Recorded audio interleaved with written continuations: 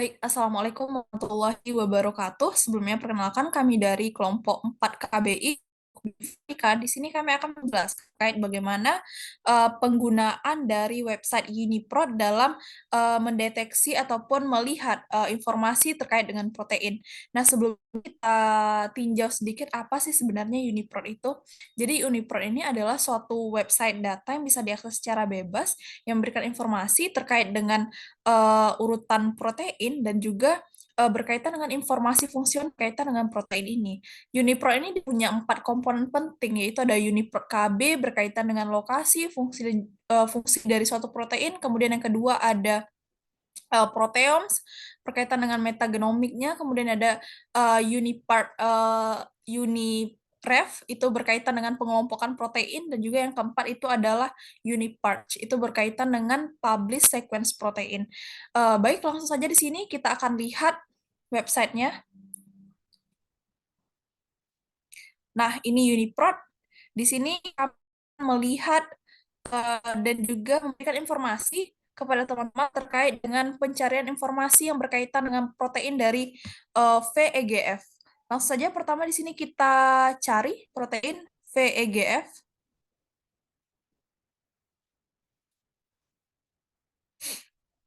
Nah, ini adalah protein VEGF, di mana protein VEGF ini dia punya database sebanyak 14.829 dengan ada 5 popular organism, di antaranya itu ada human, ada 157 database pada human, kemudian pada tikus, rat ada 117 database, kemudian dari mencit itu kita bisa melihat ada 116 database, kemudian zebrafish ada 103 database, dan juga dari bovin ada 65 database.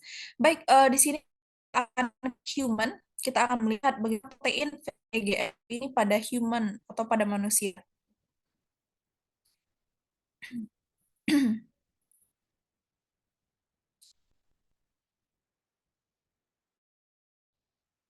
Nah, ini adalah protein VEGF pada human atau pada manusia. Nama proteinnya adalah Vascular Endothelial Growth Factor A atau long form. Ini adalah protein VEGF human P15692. Baik, mungkin sekian pemaparan dari saya. Untuk informasi berikutnya terkait dengan namakan, kemudian fungsi molekuler, serta fungsi biologis akan disampaikan oleh Karisma Anissa. Kepada Karisma Anissa dipersilahkan. Baik, terima kasih moderator. Selanjutnya diambil alih oleh saya. Sebelumnya maaf tidak bisa membuka kamera karena jaringan di sekitar rumah saya yang tidak bagus. Jadi kita langsung saja pada protein VEGF-A ini pada human itu atau manusia. Nah, proteinnya bernama Vascular Endothelial Growth Factor A long form.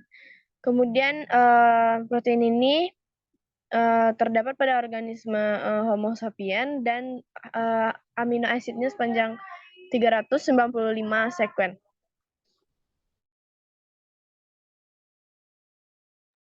Kemudian bisa kita lihat di sini ada fungsi dari protein tersebut, yaitu ada fungsi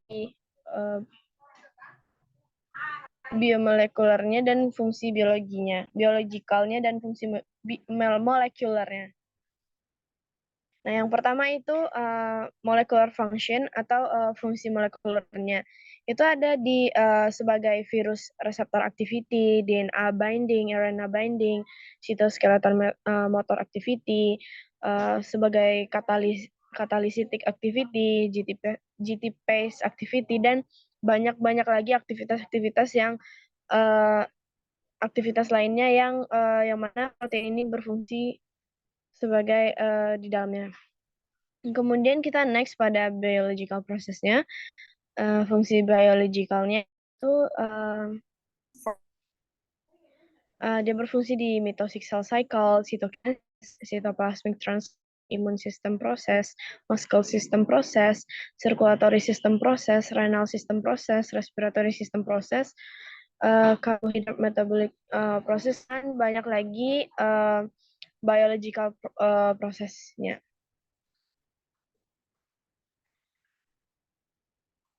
Baiklah, mungkin itu aja saya. kepada moderator dikembalikan. Baik, terima kasih Karis atas penyampaiannya. Berikutnya kita akan berbicara terkait dengan lokasi protein di sel dan juga nama target obat dari protein VEGF ini. Untuk penyampaian ini akan disampaikan oleh Miftah. Pada Miftah dipersilahkan.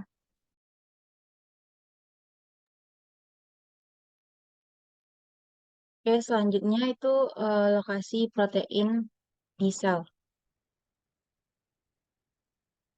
Nah, ini subcellular location, di mana lokasi dari protein VEGFA itu berada di secreted atau di outside the cell membrane. Jadi dia di luar membran sel. Bisa dilihat pada gambar.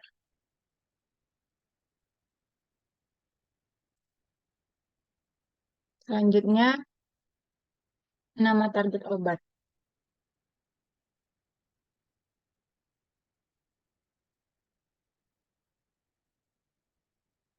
Nah, untuk melihat nama target obatnya bisa dilihat pada bagian chemistry, yaitu ada bagian drug bank, di mana ada eh, di layar itu ada 5 target obat, yaitu ada ABT 510, aflibercept, bevacizumab, bevacizumab, sama brolucizumab. Mungkin bisa kita lihat one per one.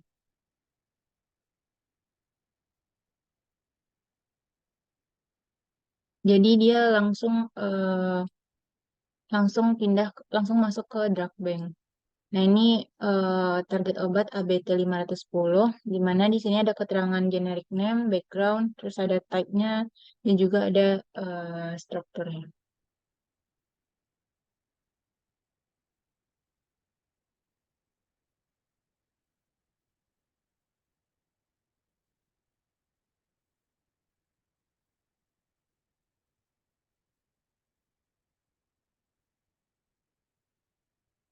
Nah, yang target obat kedua, aflibercept,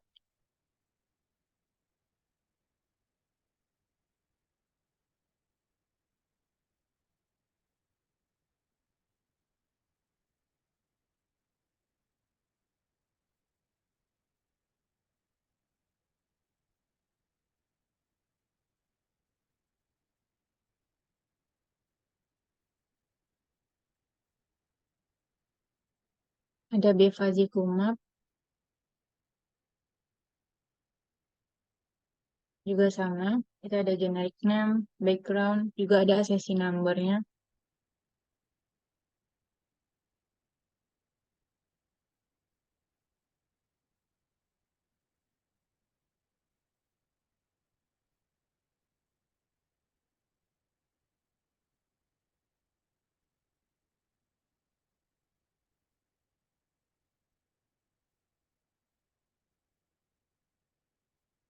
Terus yang selanjutnya ada bevacizumab.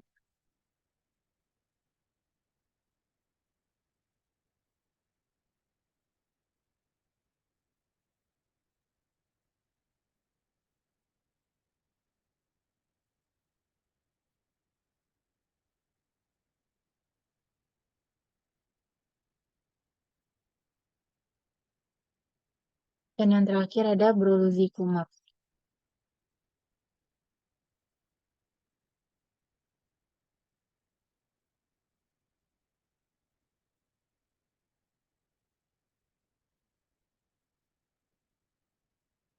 Nah, berikutnya mengenai struktur 3D-nya dan penyakit yang berkaitan dengan protein terkait yang akan dijelaskan oleh Enda. Baik, terima kasih Miftah atas penyampaiannya. Untuk berikutnya berkaitan dengan struktur tiga dimensi serta penyakit-penyakit yang berkaitan dengan protein tersebut itu akan disampaikan oleh Enda Terniasi. Kepada Enda dipersilahkan.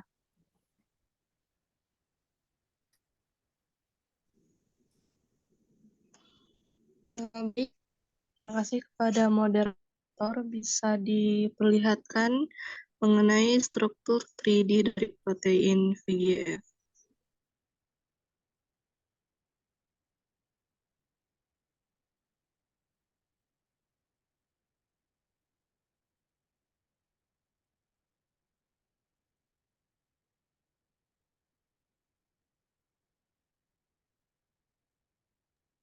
Baik, jadi ini merupakan struktur 3D dari protein VGAF, yaitu dari bentuk pita. Oke, baik, selanjutnya itu kita akan melihat obat atau penyakit yang berhubungan protein VGAF.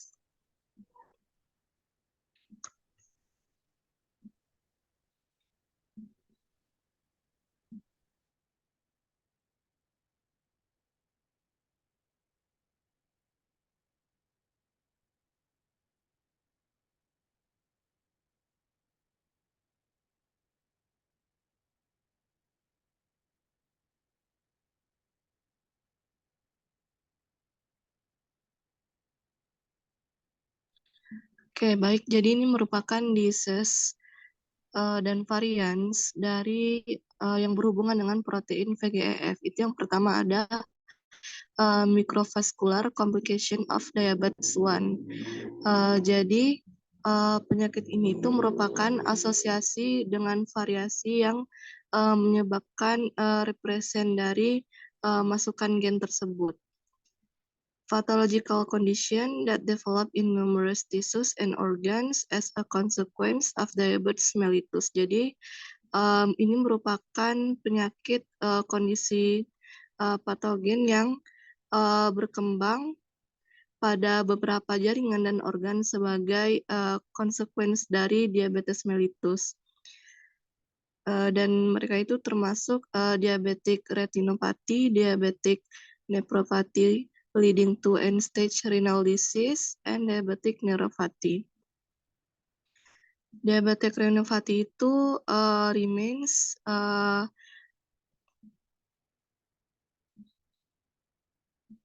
oke, ke atas sedikit lagi, Miftah.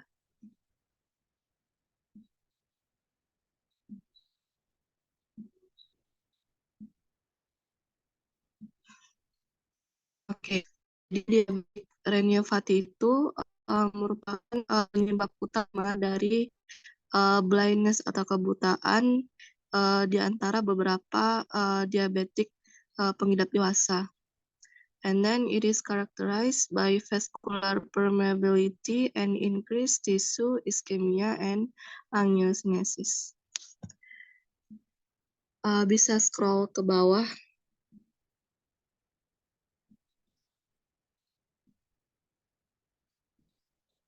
Oke, jadi yang penyakit berhubungan dengan protein VGF itu diabetes mellitus. Oke, untuk selanjutnya dikembalikan kepada moderator. Terima kasih.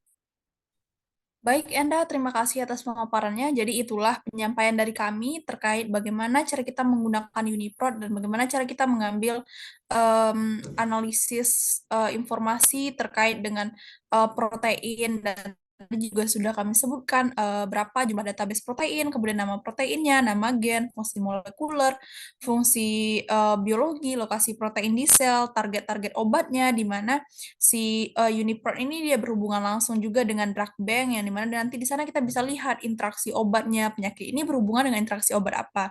Dan juga kita di sini juga bisa lihat tuh struktur 3 dimensi dari protein dan juga dengan disease serta varian-varian dari protein ini. Jadi sangat banyak sekali informasi yang berkaitan dengan protein yang bisa kita ambil dari UniProt ini. Baik, mungkin sekian penyampaian juga pemaparan dari kami kelompok 4 Bioinformatika KBI. Salah dan kurangnya kami mohon maaf. Akhir kata kami tutup dengan Assalamualaikum warahmatullahi wabarakatuh.